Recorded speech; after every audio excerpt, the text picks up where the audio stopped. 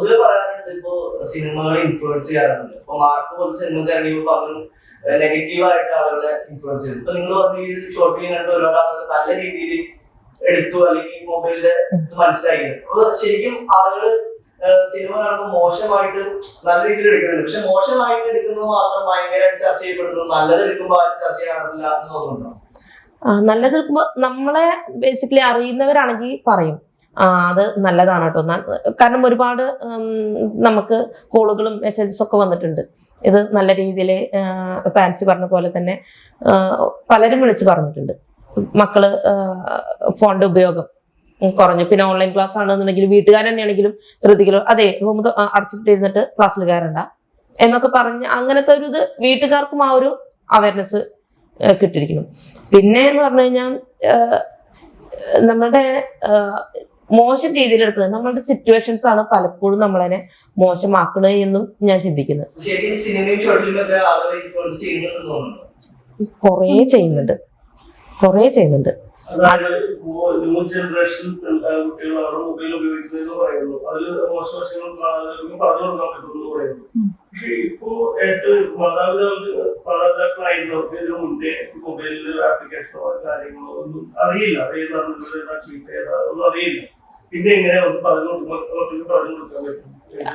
ഇത് ശരിക്കും എനിക്ക് എൻ്റെ ഒരു ഫ്രണ്ടിന് ഉണ്ടായിട്ടുള്ള ഒരു അനുഭവമാണ്. ആള് ഈ ഓൺലൈൻ ക്ലാസ് തുടങ്ങിയ സമയത്ത് കൊച്ചിന് ഒരു ഫോൺ വാങ്ങിച്ചു കൊടുത്തു. അപ്പൊ ആ പാരന്റ്സിനെ അറിയുന്നത് വാട്സപ്പ് മാത്രമാണ്. ഈ വാട്സപ്പ് രണ്ടുപേരുടെയും ഫോണിൽ കണക്ട് ചെയ്ത് വെച്ചു.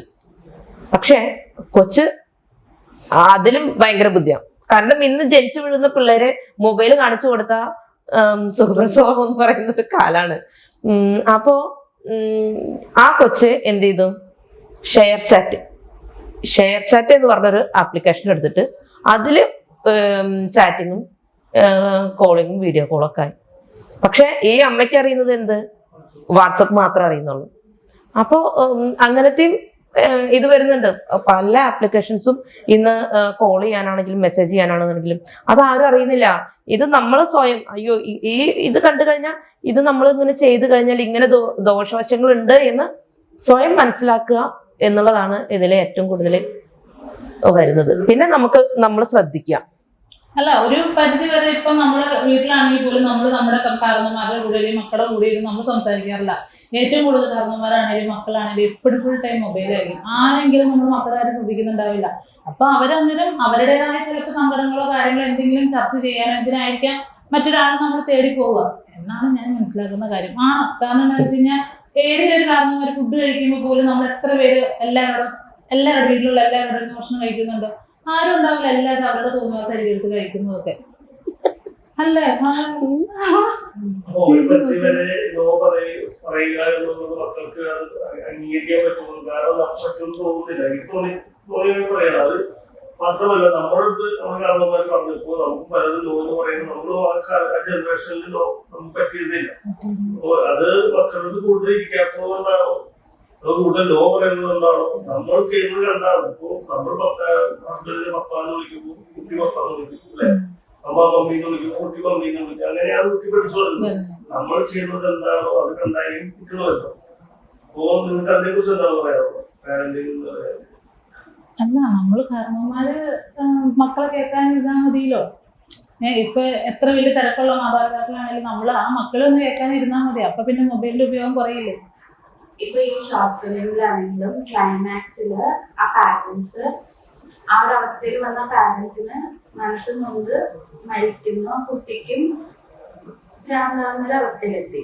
അപ്പൊ ഇവിടെ ഒരു പാരന്റ്സ് എന്ന നിലയിൽ ഒരു ഓൾട്ടർനേറ്റീവ് ആയിട്ട് അവർക്ക് ആ കുട്ടീനെ രക്ഷപ്പെടുത്തുന്ന രീതിയിൽ ചിന്തിക്കാമായിരുന്നു. അപ്പൊ എന്തുകൊണ്ടാണ് അത് ആ ഒരു സംഭവം ആലോചിക്കാനത്? അതെന്താന്ന് വെച്ചാല് ഇപ്പൊ ഈ പറഞ്ഞ രീതിയിൽ നമുക്ക് ഈ കഥ കൊണ്ടുപോകായിരുന്നു. പക്ഷെ അത്രയും കഷ്ടപ്പെട്ടിട്ടാണ് ഇവരൊരു കുഗ്രാമത്തിലുള്ള ആളുകളാണ്. ഇപ്പൊ ഇന്ന് എനിക്ക് പരിചയമുള്ള എൻ്റെ നാടെന്ന് പറഞ്ഞു കഴിഞ്ഞാൽ തൃശ്ശൂര് കുറച്ച് ഉള്ളേരിയാണ്. പക്ഷെ എന്നാലും അത്ര കുഗ്രാമൊന്നുമല്ല. പക്ഷെ അതേപോലത്തെ സ്ഥലങ്ങളിൽ നിന്ന് ഈ എറണാകുളത്തൊക്കെ വന്നിട്ട് എന്തൊക്കെ അവരുടെ പലരുടെയും വീടും ചുറ്റുപാടൊക്കെ ഭയങ്കര മോശം അവസ്ഥയാണ്. എന്നാൽ പോലും ഈ ഒരു സിറ്റിക്ക് വന്നു കഴിഞ്ഞാൽ അവര് പാറി പറന്ന് നടക്കുക. അപ്പൊ അവരെ നമ്മൾ ഈ പഠിപ്പിക്കാനൊക്കെ അത്രയും കഷ്ടപ്പെട്ട് വീട്ടിൽ വെക്കാൻ അരിയില്ലാതെ അപ്പുറത്ത് അരി വാങ്ങിച്ചു. ഇതൊക്കെ പഴയ കാലത്താണ്. നമ്മൾ വീട്ടിലെ പഴയ കാലത്ത് അതിഥികൾ വന്നു കഴിഞ്ഞിട്ടുണ്ടെന്നുണ്ടെങ്കിൽ നമ്മുടെ വീട്ടിലൊന്നുമില്ലേ, അന്ന് ആ വന്ന അതിഥിക്കോ ഓണസദ്യ പോലെ ആയിരിക്കും. അപ്പുറത്ത് കറി വാങ്ങിച്ചു, ഇപ്പുറത്ത് കറി വാങ്ങിച്ചു, അങ്ങനെയൊക്കെ ആയിരിക്കും. പക്ഷെ ഇന്നൊന്നും അതൊന്നുമില്ല. ഇന്ന് ആരെങ്കിലും വന്നു ഫാസ്റ്റ് ഫുഡ് ഓർഡർ ചെയ്തു, അങ്ങനെയൊക്കെയാണ്. അപ്പോൾ ആ ഒരു ഇതും ഇതിൽ കാണിക്കുന്നുണ്ട്. ഇല്ല എന്നുണ്ടെങ്കിൽ അപ്പുറത്ത് വാങ്ങിച്ചു ഇപ്പുറത്ത് കൊടുത്തു, അങ്ങനത്തെ ആ ഒരു സംഭവം. പിന്നെ അത്രയും ഇവർക്ക് കൂടുതൽ ചിന്തിക്കാൻ, നെക്സ്റ്റ് എന്ത് ചെയ്യണം എന്ന് ചിന്തിക്കാനുള്ള ഒരു അവസരം ഇവർക്ക് ഇല്ല. ഇങ്ങനെ സമൂഹത്തിന് മുന്നിൽ അപമാനിക്കപ്പെട്ടു, മകള് കാരണം നാണം കെട്ടു. ഇനി എങ്ങനെ മറ്റുള്ളവരുടെ മുഖത്ത് നോക്കുക, ജീവിക്കണ്ടെന്നങ്ങ് തീരുമാനിച്ചു. കാരണം അവര് കടവും എല്ലായിടത്തുനിന്നും കടം മേടിച്ചും സ്ഥലം ഇതൊക്കെ വെച്ചിട്ട് മോളെ പഠിപ്പിക്കണതല്ലേ. അപ്പൊ പെട്ടെന്ന് ആ ഒരു സിറ്റുവേഷൻ വരുമ്പോ ഇതിൽ കാണിച്ചത് അവർക്ക് വയ്ക്കാനും ഇതൊന്നും ഇല്ല, സ്ഥലം ഇതൊന്നുമില്ല. ഇതിൽ കാണിച്ചത് ആളുടെ ബ്ലഡ് ഗ്രൂപ്പ് ലക്ഷത്തിലെ ഒരാൾക്ക് മാത്രമുള്ള ഒരു ബ്ലഡ് ഗ്രൂപ്പാണ്. ആ ബ്ലഡ് ഗ്രൂപ്പ് പത്രത്തിൽ പരസ്യം കണ്ടിട്ട് ആൾ വിളിച്ചു ചോദിക്കുന്നു. അപ്പൊ ആള് പറയുന്നത് ഞാൻ എന്നെ സഹായിക്കുമെന്നാണ് ചോദിക്കുന്നത്. ചോദിക്കുന്നത് തെറ്റെന്നറിയാം. മക്കൾക്ക് പഠിക്കാൻ വേണ്ടിയിട്ടാണ് ഒരു മൊബൈൽ വാങ്ങിച്ചു തരുമോ എന്നാ ചോദിക്കുന്നത്.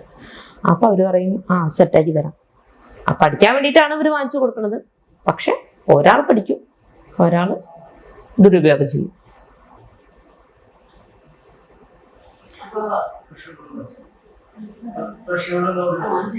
പിന്നെ അതിനു മുന്നേ ഇതിൽ അഭിനയിച്ച വേറെ ഒരു കൊച്ചുണ്ട്, കിങ്ങിണി കൃഷ്ണനന്ദ. ആള് പഠിച്ച സ്കൂളുകാരൊക്കെ ഒരുപാട് ഏറ്റെടുത്തൊരു സംഭവമാണ് കേട്ടോ. ആരക്കുഴ സ്കൂളാണ് ആള് പഠിച്ച സ്കൂളാണ്.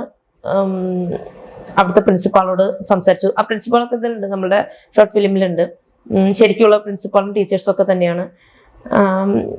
ഇതിന്റെ ആ ഒരു ഷൂട്ട് എന്ന് പറഞ്ഞാൽ ഞാൻ ചിന്തിക്കുന്നതിലപ്പുറം. കാരണം കളക്ടറായിട്ട് ചെല്ലുന്നത് ഞാനാണ്. എൻ്റെ ചെറുപ്പകാലം അഭിനയിച്ചത് ആ സ്കൂളിൽ പഠിച്ചിരുന്ന കൊച്ചാ. അപ്പോൾ അവിടെ ചെല്ലുന്ന സമയത്ത് നമ്മളൊക്കെ ഇങ്ങനെ സ്വപ്നത്തിൽ മാത്രമേ കണ്ടിട്ടുള്ളൂ. അപ്പുറത്തും ഇപ്പുറത്തും കുറേ പിള്ളേര് നമ്മൾ കയറി ചെല്ലുന്ന സമയത്ത് കൈയടിക്കണു, എഴുന്നേറ്റ് നിൽക്കണം. ആ ഒരു സീനില് ക്യാമറമാൻ കട്ട് പറഞ്ഞിട്ടും നിന്നില്ല. ഞങ്ങൾ പോയി. കാരണം അത്ര ശരിക്കും കളക്ടർ ആയിപ്പോയി. അവിടേക്ക് കയറി ചെല്ലുന്ന സമയത്ത് പ്രിൻസിപ്പാളും ടീച്ചേഴ്സും ഒക്കെ എഴുന്നേറ്റ് നിൽക്കുക. അപ്പൊ അതൊക്കെ കണ്ടപ്പോഴേ ശരിക്കും നമ്മളൊരു കളക്ടർ ആയിരുന്നെങ്കിൽ, അങ്ങനെ ആ ഒരു കളക്ടർ വേഷം ചെയ്യാൻ പറ്റിയതും ഭയങ്കര സപ്പോർട്ടായിരുന്നു സ്കൂളിൽ നിന്നാണ്. കാരണം ഞങ്ങൾക്ക് പിള്ളേരെ വിട്ടു തരിക, ഇത്ര പിള്ളേരെ അവർ വിട്ടു തന്നു. ഭയങ്കര പിള്ളേരാണെങ്കിൽ ഭയങ്കര സപ്പോർട്ട്. ഞങ്ങൾ പറയുന്ന പോലെയൊക്കെ കേട്ടു. ഭയങ്കര ഇതായിരുന്നു.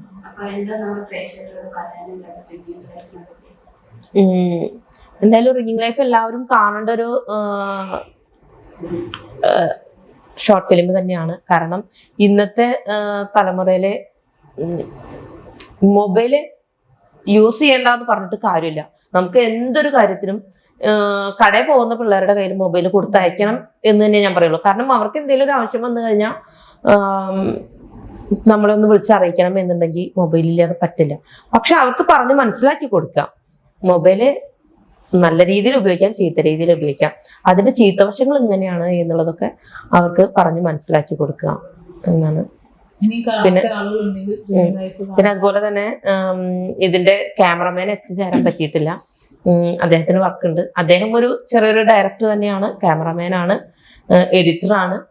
ജോഷി കോടനാട്. അദ്ദേഹത്തിന് എത്താൻ സാധിച്ചില്ല. അപ്പോൾ അദ്ദേഹത്തിന്റെ ഒരു അഭാവം ഞങ്ങൾക്ക് നല്ലോണം ഉണ്ട്. അപ്പൊ ഈ ഒരു വേളയിൽ അദ്ദേഹത്തിന് ഓർമ്മിക്കുന്നു. നമ്മളത് വേറെ ഒരാളെ അഡ്ജസ്റ്റ് വെച്ച് ചെയ്തോളാം എന്ന് പറഞ്ഞു പോലും ഞങ്ങളെ സപ്പോർട്ട് ചെയ്യുന്ന ഒത്തിരി ആളുകളുണ്ട്.